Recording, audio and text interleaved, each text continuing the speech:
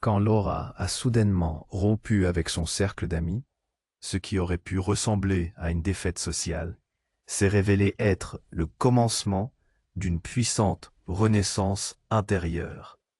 Elle a plongé dans ce silence et cette solitude que tant redoutent, découvrant que le vide apparent de ses relations n'était pas une condamnation, mais la toile blanche d'une nouvelle liberté, celle de se reconnecter à elle-même, loin des mirages de l'approbation et du paraître, dans cette quête intérieure. Le stoïcisme éclaire une vérité radicale. La paix et l'harmonie véritable ne naissent pas des liens extérieurs ou des cercles sociaux, mais du feu calme d'une âme autonome, guidée par la vertu et la sagesse. Marco Aurelio, figure emblématique, nous rappelle que la sérénité ne dépend pas de l'opinion d'autrui, mais du règne intérieur que l'on s'accorde. Dans un monde obsédé par le nombre d'amitiés et la peur du rejet, où notre valeur semble compter en followers ou en invitations, cette histoire bouleverse notre vision. Elle met au jour un secret bien gardé. Dépouiller ses relations superflues, s'autoriser à être seul, c'est s'offrir la chance rare d'une authentique reconnexion, moins dépendante et plus sincère. C'est dans cette épuration que nous trouvons une chance unique de grandir, de voir enfin clairement qui nous sommes sans l'effet miroir des autres.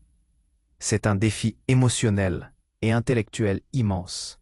Affronter la solitude, non comme un isolement subi, mais comme un choix conscient, qui brûle les chaînes de la dépendance affective. Cela demande courage et lucidité, mais ouvre la voie à un autopilotage intérieur, à la liberté d'être vraiment soi et à des liens qui nourrissent profondément notre essence. Cette vidéo vous invite à plonger avec Laura dans ce voyage fascinant, à comprendre comment le stoïcisme peut transformer la solitude en source de puissance, et surtout comment cultiver ce secret inconnu qui se cache dans le vide relationnel. La paix intérieure qui sculpte une vie riche, libre et pleinement vivante. Restez jusqu'à la fin, car ce que vous allez découvrir pourrait bien changer la façon dont vous approchez chaque rencontre, chaque silence et surtout, vous-même. Le titre ne mentionnant pas de nombre ni de liste explicite, aucun découpage en sections numérotées n'est nécessaire. Si cela fait sens pour vous jusqu'ici, si ces mots résonnent en vous et allument une étincelle de reconnaissance, aimez la vidéo et partagez-la avec quelqu'un qui a besoin d'entendre cela. Votre soutien permet à cette sagesse ancienne de trouver sa voie dans le monde moderne, d'éclairer d'autres chemins. Nous avons laissé Laura au seuil d'une transformation. Le vide relationnel, qui aurait pu être un gouffre d'angoisse pour beaucoup, est devenu pour elle une opportunité, une toile vierge. Cette décision, celle de se retirer d'un cercle social devenu inauthentique, n'était pas un acte de fuite, mais de courage. C'était une affirmation radicale de soi, une déclaration silencieuse selon laquelle sa valeur ne dépendait pas de la validation externe, du nombre d'invitations ou de la perception de son entourage. Dans notre monde, où l'écho des likes et la quête incessante de l'approbation extérieure dictent souvent notre comportement et sculptent notre identité, l'expérience de Laura est une provocation. Elle nous force à regarder en face cette illusion de la popularité, cette course effrénée pour collectionner les amitiés et les connexions, souvent au détriment de notre propre intégrité. Nous sommes conditionnés à croire que le bonheur réside dans la foule, dans l'intégration, dans le murmure constant des autres. Les réseaux sociaux amplifient cette pression, transformant nos vies en vitrines, où la souffrance de l'un est cachée derrière un filtre joyeux, et où la réussite de l'autre est perçue comme un jugement silencieux de notre propre existence. Nous vivons dans une économie de l'attention, où notre valeur semble inextricablement liée à notre visibilité, à notre capacité à capter le regard des autres. Mais à quel prix? Combien de compromis faisons-nous sur nos valeurs, sur nos envies profondes, pour nous conformer à un idéal social éphémère? Combien de fois disons-nous oui, alors que notre âme crie non? simplement par peur du rejet, par crainte de la solitude, de cette image d'isolement que la société a si bien appris à diaboliser.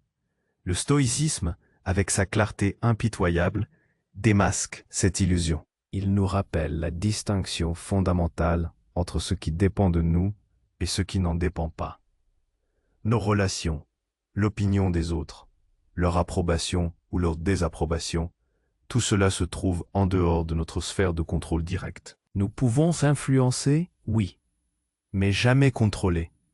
La seule chose qui nous appartient véritablement, ce sont nos jugements, nos intentions, nos réactions face aux événements. Et c'est précisément là que réside notre pouvoir le plus profond. Laura, en se détournant de ce qui ne dépendait pas d'elle, l'approbation de ses anciens amis, s'est repliée sur son seul véritable domaine de souveraineté, son monde intérieur. Elle a choisi de ne plus sacrifier sa paix pour le mirage d'une acceptation superficielle. C'est dans ce repli, dans ce silence qui a suivi la rupture, que Laura a commencé son véritable voyage. Elle est entrée dans le vide. Au début, ce vide a dû être assourdissant. Le silence après le brouhaha, l'absence de sollicitation après l'agitation, tout cela peut provoquer une angoisse existentielle. Le vide, la solitude, est souvent perçu comme une punition, un signe d'échec. On s'empresse de le combler, de le fuir, avec le bruit des notifications, le défilement infini des écrans, les rencontres fortuites et souvent insignifiantes. Mais si nous osions le regarder en face, ce vide, que découvririons-nous? Laura, par son courage, a appris que ce vide n'était pas une absence, mais une présence. La présence d'elle-même, sans filtre, sans masque. Le stoïcisme ne glorifie pas la solitude pour la solitude, mais il la reconnaît comme un catalyseur puissant de l'introspection. Sénèque, un des piliers de cette philosophie, nous encourageait à être seul avec soi-même. Il ne s'agit pas de se cloîtrer, mais de se donner l'espace et le temps nécessaires pour entendre la voix de sa propre raison, celle que le tumulte du monde étouffe si souvent. Dans ce creuset de la solitude, Laura a pu examiner ses propres pensées, ses peurs, ses désirs, non pas tels qu'ils étaient projetés par son groupe social, mais tels qu'ils émergeaient de son être profond. Elle a commencé à distinguer ses véritables valeurs de celles qu'elle avait inconsciemment adoptées par conformité. Était-ce vraiment son désir de suivre les dernières tendances, ou était-ce la pression du groupe? Aimait-elle vraiment cette activité, ou était-ce pour plaire? Ces questions, si simples en apparence, sont les fondations d'une reconnexion authentique avec soi-même. Elles sont le terreau sur lequel peut germer une autonomie véritable. La solitude n'est pas la souffrance de l'isolement, mais l'opportunité d'un dialogue intérieur, une conversation honnête et sans complaisance avec soi-même. C'est là que se forgent la clarté et la cohérence. Dans cette absence de bruit extérieur, le chaos intérieur peut enfin se révéler et, plus important encore, peut-être démêler. Laura a découvert que la peur de la solitude n'était pas la peur d'être physiquement seule, mais la peur d'être confrontée à soi-même, à ses propres faiblesses et à ses propres forces non reconnues. Elle a réalisé que le vide apparent n'était pas un gouffre, mais une page blanche, une opportunité pour se réécrire, sans les attentes ni les projections d'autrui. C'est cette alchimie de la solitude qui a permis à Laura de commencer à cultiver une force intérieure inébranlable, un véritable autopilotage intérieur. En stoïcisme, cette force est l'autonomie, l'autarkeia, non pas au sens de l'autosuffisance matérielle absolue, mais de l'indépendance de l'âme vis-à-vis des caprices extérieurs. C'est la capacité à puiser sa joie, sa direction et son équilibre en soi, plutôt que de les chercher désespérément dans les applaudissements ou les faveurs des autres. Comment cela se manifeste-t-il concrètement? Laura a commencé par des petites victoires. Au lieu de se sentir vide et nostalgique, elle a délibérément choisi des activités qui nourrissaient son esprit et son corps, sans chercher à impressionner qui que ce soit. Elle a redécouvert la lecture, a exploré de nouvelles passions, a passé du temps dans la nature. Chaque choix était une affirmation de sa propre valeur, un pas vers une indépendance émotionnelle. Elle a cessé de réagir aux notifications non lues ou aux messages non envoyés. Elle a commencé à se soucier moins de ce qu'elle devrait faire et plus de ce qui était juste pour elle, en accord avec ses propres principes. Cette liberté ne vient pas d'un coup de baguette magique, mais d'un travail quotidien, d'une discipline de l'esprit. Elle implique de se confronter à nos propres biais, à nos impulsions, à nos jugements hâtifs. Elle nous invite à nous poser la question essentielle. Est-ce que cela est sous mon contrôle? Et si oui, est-ce en accord avec la vertu? La vertu stoïcienne, la sagesse, le courage, la justice et la tempérance n'est pas un ensemble de règles rigides, mais un guide pour une vie épanouie et cohérente. La sagesse de Laura s'est affinée en discernant ce qui était essentiel de ce qui était futile.